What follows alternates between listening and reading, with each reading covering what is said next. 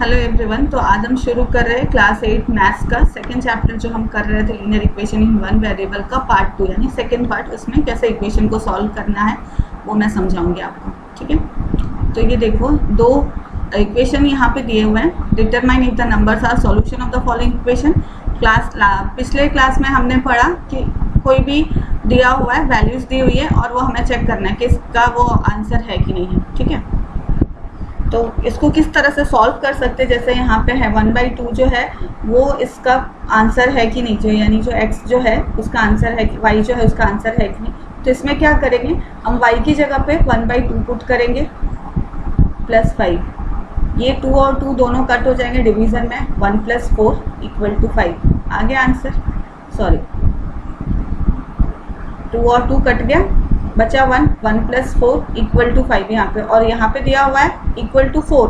तो क्या ये आंसर राइट है? 1 + 5 = 6 होता है और दिया है 4, मतलब 1/2 जो है इसका सॉल्यूशन नहीं है, तो यहाँ पे नो आएगा, ठीक है। लास्ट क्लास में जो हमने पढ़ा उसका थोड़ा सा रिवीजन है और कैसे हम सॉल्यूशन ढूंढेंगे उसके बारे में भी। अब यहाँ पर है कि 3, क्या 3 इसका एक सॉल्यूशन है? तो दोनों साइड में LHS RHS दोनों साइड में हम 3 की वैल्यू पुट करेंगे x की जगह पे। 4 × 3 + 3 = 18 - 3। 4 × 3 होता है 12, 12 + 3 = 18 - 3 15। 12 + 3 = 15 और यहाँ पे भी आ रहा है 15, यानी ये जो 3 दिया हुआ है वो is the correct answer, correct solution. तो यहाँ पे लिखेंगे यस, ठीक है। जहाँ पे हमारा आंसर नहीं आएगा वहाँ नो लिखना है, जहाँ पे आए वहाँ पे यस लिखना है। तो ये है कि किस तरह से हम सॉल्यूशन दिया हुआ है वो डिटरमाइन करना कि the given solution is correct और नॉट, उसमें हम ऐसे सॉल्व कर सकते हैं। अब मेन जो इस चैप्टर का पार्ट है कि how to solve a linear equation, उसके बारे में है।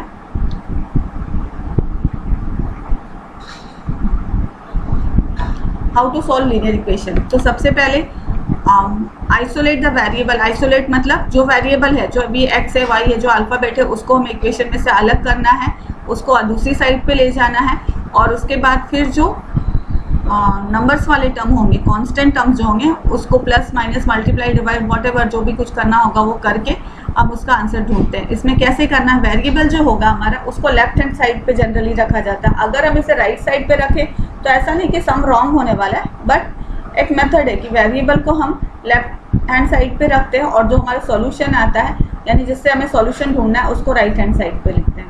इससे बिल्कुल भी ये नहीं होता कि अगर हमने उल्टा कर दिया कि वेरिएबल को हम राइट साइड में लेके चले जाएं और सॉल्यूशन लेफ्ट साइड में लिखेंगे, तो इट डजंट मैटर कि वो सॉल्यूशन में कुछ मिस्टेक होने वाली है, लेकिन एक टिपिकल मेथड है किस तरह से हम उसको सॉल्व करते हैं। और अब जो सबसे मेन पार्ट आ रहा है कि किस तरह से हमें सॉल्व करना है। तो जो साइन होती है, यानी जो इक्वेशन हमारा दिया रहता है, कोई भी इक्वेशन दिया होगा उसको हमें कैसे सॉल्व करना है। तो पहले मैं आपको एक एग्जांपल, सिंपल सा एग्जांपल देती हूँ कि अगर कोई इक्वेशन दिया है तो उसको किस तरह से सॉल्व कर सकते हैं, ठीक है।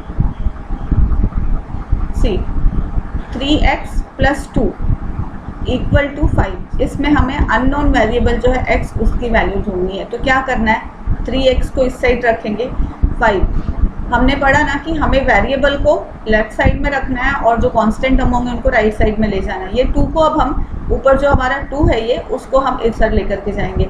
तो जब भी इक्वेशन सॉल्व करने के टाइम पे कांस्टेंट की पोजीशन में चेंजेस आते हैं तो उसके साथ जो ऑपरेशन ऑलरेडी हो रहा है, यहाँ पे ये प्लस है, +2 है, इधर जाएगा तो ये -2 हो जाएगा, चेंज हो जाता है। अब 5 - 2 = कितना होगा, 3 होगा। यहाँ पर है 3x, ये 3 जो है x के साथ मल्टीप्लाई हो रहा है। अब हमें x की वैल्यू ढूंढनी है, तो x = 3 यहाँ मल्टीप्लाई में है, इधर जाके नीचे डिवाइड में आ जाएगा, 3/3 = 1। इस तरह से सिंपल सा इक्वेशन हमें सॉल्व करना है। थोड़ा सा ब्रीफ में आपको देती हूँ कि किस तरह से आइसोलेट करना है, इन्वर्स ऑपरेशन करना है, यानी कि एडिशन अगर है तो वो सब्ट्रैक्ट हो जाएगा, सब्ट्रैक्शन है तो इन्वर्स हो जाएगा, जो मैंने अभी एग्जांपल में बताया। मल्टीप्लाई डिवीजन में कन्वर्ट हो जाएगा, डिवीजन मल्टीप्लिकेशन में कन्वर्ट हो जाएगा। इन्वर्स ऑपरेशन बोलते हैं कि अगर हम कांस्टेंट को उसकी जगह से हटा रहे तो सारी चीज़ें उसके इन्वर्स ऑपरेशन में चली जाएंगी। तो सिंपल जो है कि किस तरह से सबसे पहले फ्रैक्शन को क्लियर, और सिंपल स्टेप्स है कि लीनियर इक्वेशन कैसे सॉल्व करना है।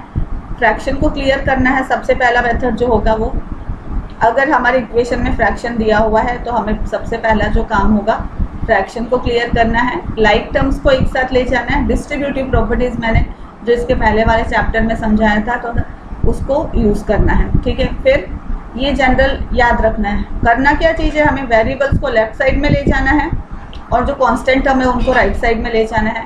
फिर अगर वेरिएबल को हम लेफ्ट साइड में रख रहे हैं, कांस्टेंट को राइट साइड में ले जा रहे हो और लेफ्ट साइड में कांस्टेंट ऐड है तो उनको सब्ट्रैक्ट करना है, सब्ट्रैक्ट है तो ऐड करना है। Do opposite of what is given, जो भी कुछ दिया है उसके अपोजिट में रखना है।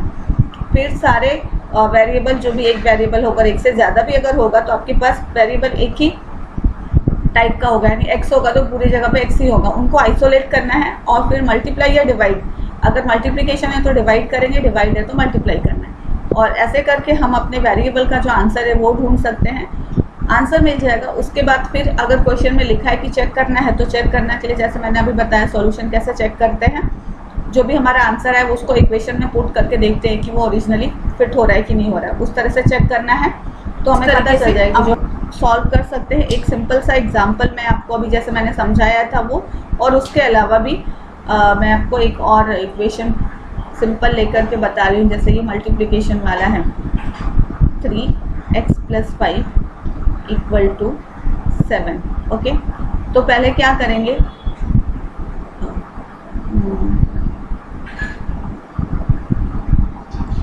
7 की जगह पर मान लो इसको 9 लगा देते हैं, ठीक है। 9 x + 5, ये 3 यहाँ पे मल्टीप्लाई में है, इधर जाएगा तो डिवाइड में आ जाएगा। x + 5 = 9/3। ईजी करने के लिए मैंने किया, आपको समझ में है। x + 5 = 9 को 3 से डिवाइड करेंगे तो आंसर आएगा 3। x = 3 - 5 that is -2।